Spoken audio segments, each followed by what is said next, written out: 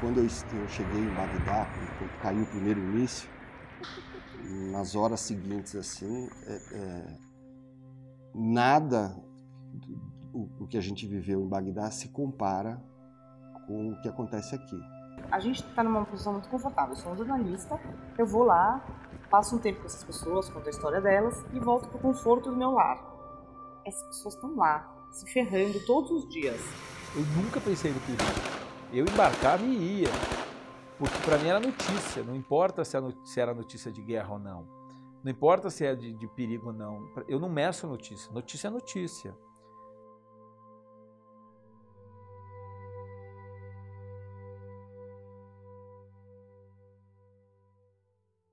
O que faz um jornalista ser convidado a participar de uma cobertura em zona de guerra é a carreira que ele construiu, é o que ele galgou durante o tempo que trabalhou para a empresa, né? E comigo acho que não foi diferente. Tinha uma equipe enorme lá de fotógrafos, né? E eu acabei sendo escolhido para ser convidado e topei na primeira, porque eu sempre eu sou de paz, né? Mas se tem guerra, eu queria estar lá para cobrir. O jornalista vai cobrir uma guerra ou trabalhar em zona de risco, primeiro por vaidade, um componente de vaidade. O segundo lugar é espírito de aventura. Depois vem ambição profissional, ele quer marcar ponto na carreira. Uma pitada de falta de juízo. E muito, aí sim, muito, da sensação que o jornalista tem de que a sua função social é importante, ele tem um papel importante na sociedade. Decidi me tornar jornalista porque eu queria ter a chance de ver a história acontecer diante dos meus olhos. Eu gostaria de ver a história, momentos históricos e tal. E as guerras, em geral, são momentos históricos e definidores em várias circunstâncias, né? Geopolíticas, econômicas, e elas definem os rumos que certos países ou povos vão traçar a partir dela. Então a guerra tem essa coisa de você estar vendo a história acontecer diante dos seus olhos. Em geral, é um momento histórico muito importante, uma guerra. Então esse é o que mais me motivava antes e o que continua me motivando hoje. São situações onde é muito difícil o acesso e se você não tiver uma pessoa que vá lá para contar essa história, as pessoas não vão prestar atenção. Uma mega diferença você ir no lugar e você conhecer as pessoas, você contar a história de cada pessoa. Você dá um rosto à massa dessas pessoas que estão sofrendo, seja num conflito, seja numa epidemia, seja de fome. Eu acho que é o mesmo princípio. Então todo repórter correspondente de guerra, ele não vai apenas cobrir a caída das bombas, as tragédias, né, os combates. Ele cobre também a tragédia humana que no fundo, acontece em decorrência disso, né? Em decorrência desse conflito. Quem mais sofre é a população civil. A guerra é uma situação limite em todos os sentidos, né? E também no sentido das emoções, assim, uma oportunidade de entrar em contato com o extremo do humano, tanto do ódio e do egoísmo e da indiferença, quanto o contrário disso também, o amor, a generosidade, a coragem. Então, quando você faz isso uma vez, você quer voltar a fazer outras vezes. Eu acho que quando você tem a vocação de ser jornalista, de ser repórter cinematográfico principalmente, você quer estar onde está a ação, né? Onde estão as imagens para você fazer. É diferente você fazer uma cobertura dessa, você acorda, você vai para um lugar que você sabe que vai ser perigoso, você se prepara mentalmente, fisicamente, espiritualmente, sei lá, e você vai consciente do que vai fazer. Eu não fui enviado em nenhuma das guerras que eu cobri. Quando eu vi, eu estava lá. Porque aquilo vai indo, né? As coisas vão acontecendo, você começa meio que cobrindo da redação e quando vê, você está no front.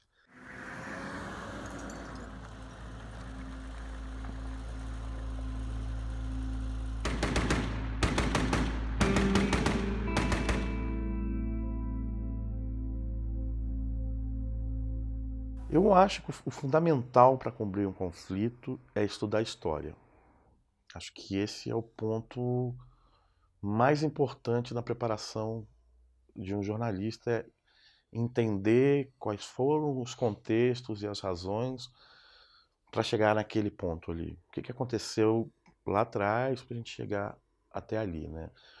Ler livros, conversar com pessoas, achar pessoas que moram lá, ONGs, jornalistas, diplomatas, converse com as pessoas para você não cair de paraquedas, não virar turista. Você tem grupos secretos na internet, no Facebook, de jornalistas cobrindo área de conflito. O mais famoso deles, talvez vocês conheçam, é o Vulture Club, o Clube dos Urubus, né, em tradução. Então, dentro do Vulture Club, você tem subgrupos. Em cada área de conflito que tiver no mundo vai ter um subgrupo do Vulture Club. E dentro desses grupos se reúnem os jornalistas, os fixers, gente que trabalha em ONGs e tal. E ali é onde as discussões e as recomendações vão acontecer. Guia é uma peça fundamental nessa cobertura, que é o fixer, é o cara local. É o cara que te dá segurança, dá suporte e faz com que você possa circular naquela área perigosa com um pouquinho mais de segurança, né? E a gente está o tempo inteiro trocando informações sobre os fixers, como eles estão, se eles continuam sendo confiáveis, né? Muitos às vezes são cooptados, seja por um governo, seja por um grupo, e aí a gente está sempre monitorando essas questões, assim. Então você tem que saber como está o terreno, desde a questão dos vistos, se estão dando visto, se estão passando, se os jornalistas estão passando. Primeiro você tem que arrumar um jeito de entrar. Coisas logísticas básicas. Tipo, você precisa de autorização, você sempre vai ter que ter 50 carimbos, autorização de alguém, um militar, um comandante que vai deixar você entrar, porque é um país onde as regras normais não se aplicam, né? É um país que está em conflito. Então, acho que você conseguir entrar é a primeira coisa. E aí eu acho que você vai... E você tem que cobrir os dois lados, o lado do conflito e o lado dos civis. O lado do conflito você tem que entrar em contato com o comando do lado de onde você está para você ir para o front. E o lado dos civis você tem que ir nos hospitais, você tem que ir nas casas, conversar com as pessoas, conhecer as pessoas, menos isso. A maioria de quem se intitula correspondente de guerra, e isso eu estou falando para vocês tomarem cuidado, visitou a guerra, faz uma visita à guerra, protegido pelo exército que os leva. A Guerra das Malvinas foi uma coisa que a maior parte dos jornalistas cobriu de Buenos Aires, né? Eu cheguei mais longe, eu cheguei a Rio Gallegos, segui uma parte ali perto no Chile, Punta Arenas, chegamos próximos, né? Bahia Blanca, fiquei algum tempo estacionado em Bahia Blanca junto com o meu cinegrafista, mas a gente não chegou no território de combate. A Guerra das Malvinas foi muito difícil ser coberta. Eu conheço colegas meus que cobriram do Hotel Sheraton, em Buenos Aires. Mas uma das circunstâncias históricas da Guerra do Vietnã é que ela foi a guerra mais bem coberta pela imprensa, sabe? Chegou um momento que havia no Vietnã 500 correspondentes de guerra, de vários cantos do país, do mundo, né? E muitos deles desapareceram, simplesmente desapareceram, sabe? Porque eles não tinham nenhuma proteção, não tinha nenhuma rede de sustentação por trás, né? Um outro jornalista, o tipo que eu fui, por exemplo, eu fui credenciado pelo exército americano. Então, eu fui jornalista credenciado pelo exército e devia, quando no fronte, estar de uniforme militar e obedecer às regras da guerra, a disciplina da guerra lá entre os soldados, entre os combatentes, né?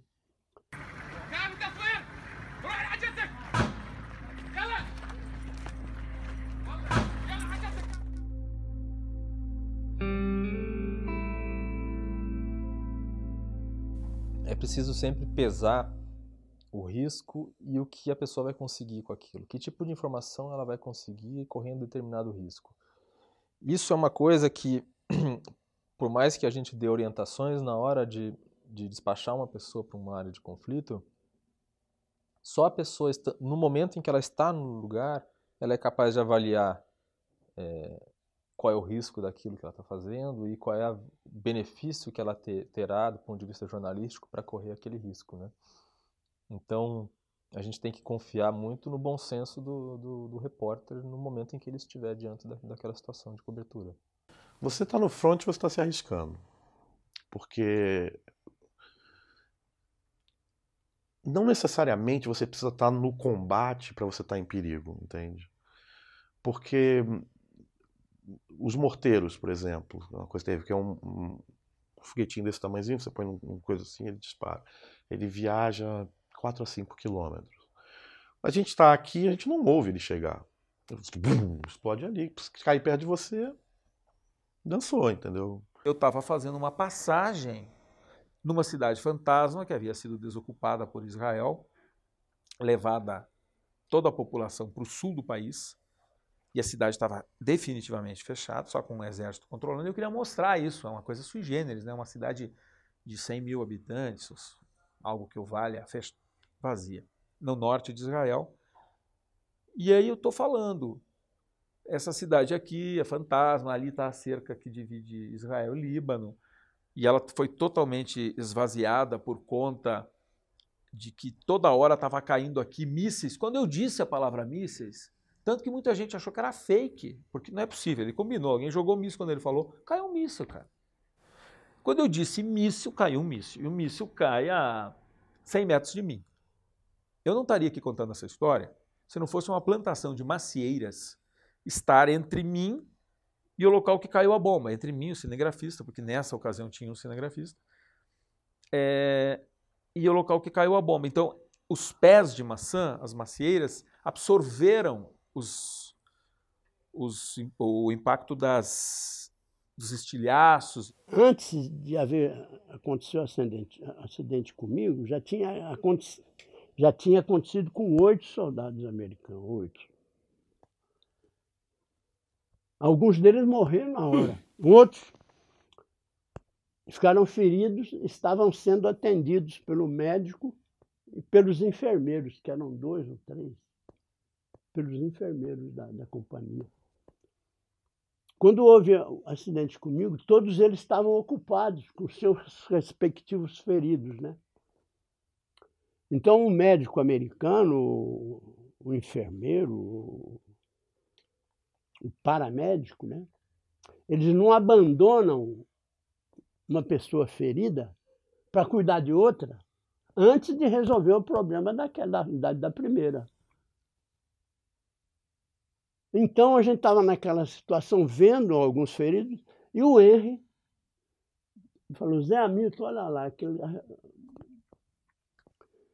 aquele colega lá foi ferido, os enfermeiros estão ocupados, ele está gritando de dor, vamos lá dar um socorro para ele, vamos pelo menos passar a mão na cabeça dele, né? Ter algum calor humano nessa hora, né? Falei, vamos, aí vamos. E fomos, foi nessa hora que houve a explosão da mina debaixo do meu pé. E a sensação que eu tive é que a mina tinha vitimado o Henry. Eu pensei que o problema fosse com ele, porque foi uma explosão muito grande, né? E aquela nuvem de fumaça negra que cobria tudo, eu não via ninguém, mas a sensação é que tinha sido com o Henry a explosão. Na Guerra do Vietnã, a proporção de jornalistas mortos para o número de soldados americanos mortos foi de 1 jornalista morto para cada 920 soldados americanos. Já na Guerra do Iraque, já no século XXI, a proporção foi de 1 jornalista para cada 30 soldados americanos mortos. Então você vê que, em proporção, os soldados que estão na linha de frente, combatendo, atirando e sendo alvo, morreram numa proporção bem menor em relação aos jornalistas, né, nessa Segunda Guerra. Meu pai é jornalista e na primeira Guerra do Golfo, nos anos 90, Ele foi sequestrado no Iraque junto com William Vac, e eles ficaram sequestrados 10 dias. E eles foram resgatados, fizeram uma troca de reféns, etc. Se tivesse acontecido hoje, provavelmente eles estariam mortos. Do jeito que as coisas estão agora, nas guerras deste momento, o jornalista pode ser alvo pretenso mesmo. O cara tá lá, TV escrito aqui, ou press, né? Bem, tá entendendo onde eu quis chegar? A guerra de ontem, eu poderia morrer se tivesse um franco atirador atirando em todo mundo. De repente, pegou em mim, cabeça, fui. Ponto, adeus. Hoje não. Hoje nós somos alvo, porque nós damos ibope para a guerra deles. O jornalista, ele se tornou isso, né? Cada vez mais, infelizmente, né? Isso foi uma coisa que o Estado Islâmico fez muito. É claro que sempre houve ruídos assim, em todas as coberturas, mesmo em situações conflituosas que não são de guerras, por exemplo, na Venezuela, há uma ideologização muito forte do papel do jornalista, muita hostilidade com o jornalista e tal. E em outros lugares também, assim, em todas as situações. O jornalista é parte do conflito, no sentido de que as pessoas que não gostam da forma como a mensagem, a notícia está chegando, às vezes governos, às vezes grupos, às vezes pessoas comuns, culpam os jornalistas por algo que muitas vezes, de fato, são erros cometidos por jornalistas, por veículos, mas muitas vezes também é o fato de que as pessoas não gostam de ver a realidade, né, como ela é. Eu defendo que se mostrasse mais barbárie. Acho que a gente mostra pouco. E acho que as fotos de guerra, a partir de um determinado momento, na verdade quase sempre, elas ganharam um verniz estético de beleza. Então, aquele cara ali, aquela fumaça e tal, né? Você não vê o horror da guerra nas fotos em geral, porque os veículos de comunicação não querem mostrar, que acham que vai chocar demais o leitor dele, né? Você tem uma espécie de ditadura da estética. O que você vai fazer tem que ser bonito, tem que chamar atenção, tem que seduzir o telespectador ou seduzir o leitor. E isso é um problema, porque muitas vezes o que você está escrevendo, você não quer seduzir ninguém, você quer mostrar a mortalidade, você quer mostrar a destruição, você quer mostrar quem é responsável pelo assassinato de crianças e tudo mais. Então, você está mostrando uma realidade que a guerra, que não é bonita, a guerra não é bonita, a guerra é terrível. Você pode ver que é comum os caras tirarem foto de tanque no deserto ou no pôr do sol. Então é uma imagem bonita, você vê aquele puta sol, as dunas do deserto, o tanque. Mas não é bonito o que está acontecendo lá, estão matando mulher, estão matando criança. Quer dizer, não tem nada de bonito naquilo. Mas eles mostram como se fosse um filme. E isso é muito perigoso, porque a sedução, ela apaga a capacidade crítica. A aviação acabou de fazer um ataque aéreo aqui a alguns prédios da universidade e ainda estão militando no Estado Islâmico.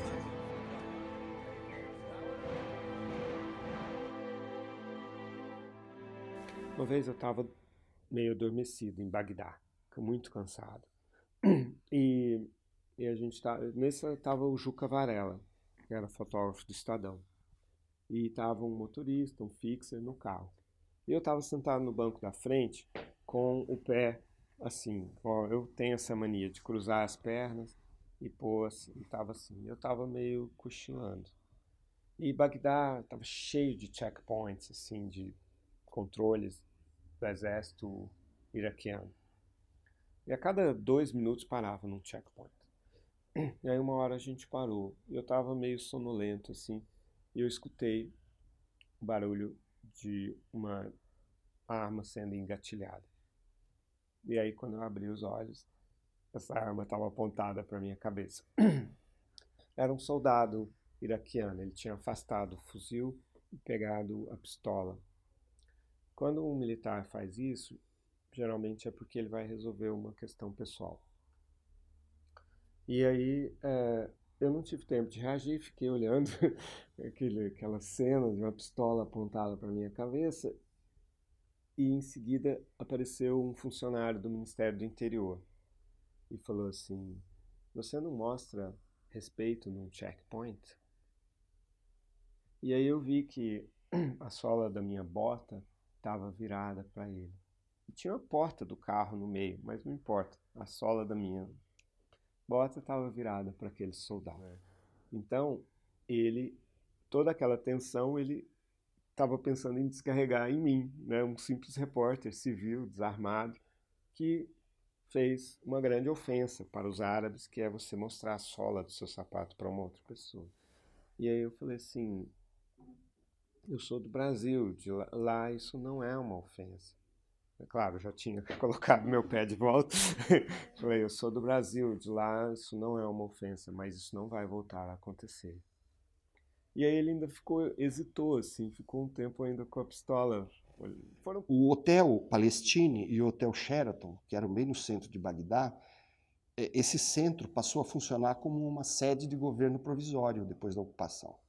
Os oficiais que comandaram as forças aliadas estavam instalados nesses hotéis. Nós, os jornalistas não embutidos, também continuamos ali, e os embutidos também se instalaram nesses 2 hotéis. Então ele virou um centro. Obviamente virou alvo da resistência. E ataque toda noite. Toda noite. E teve uma noite que se intensificou mais com um armamento pesado, veio por uma das ruas próximas do hotel. Os soldados americanos todos posicionados e respondendo àquele ataque, né, metralhadora de grosso calibre, .50, .30. Aí eu e o Sérgio descemos do nosso quarto, a gente estava no Sheraton, e a gente foi para a rua. E eles pegaram uns desses caras, uns caras da resistência, pisaram até na cabeça dele assim e levaram preso. E eu saí de onde eu estava e tentei chegar mais perto dessa ação, né? Só que tinha um soldado americano, um garotão, que estava escondido numa moita ali, mais de um, tinha vários, eu não vi. E quando eu me posicionei, eu acabei assustando ele me apontou o fuzil na cara e por pouco não atirou, né? No Irã, quando eu fui lá em 79, a gente estava cobrindo lá a tomada da embaixada, a gente decidiu fazer, com o Sérgio Motamelo, decidimos fazer uma matéria sobre a estagnação da economia, né? Porque o Irã virou um pária, né? Nessa época, e estavam com situação econômica muito, muito grave. Então, uma das coisas que eu tinha que fazer é fazer construções paradas, né? Então, tinha lá perto do aeroporto de Teherã, tinha muitos prédios que estavam abandonados no meio da construção porque não tinha dinheiro para terminar.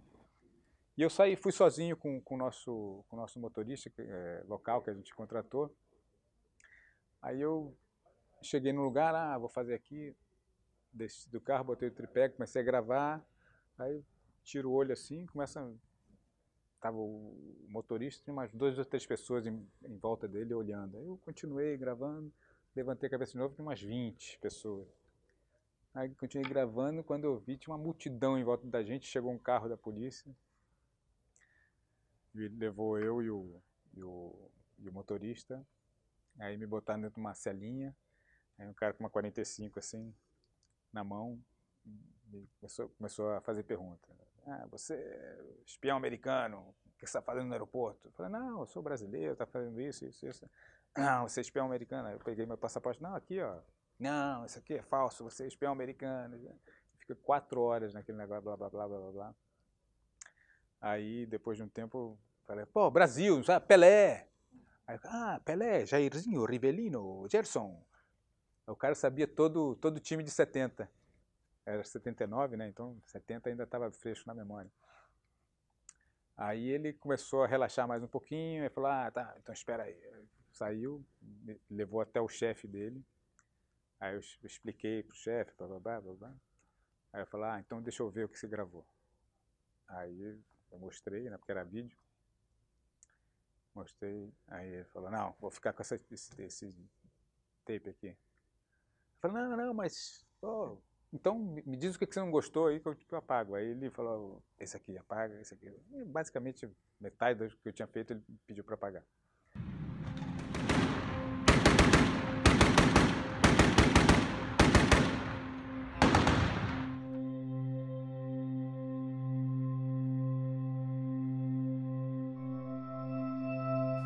período muito intenso, né, em que a tua vida está em jogo a todo minuto, todo dia, toda hora, todo minuto.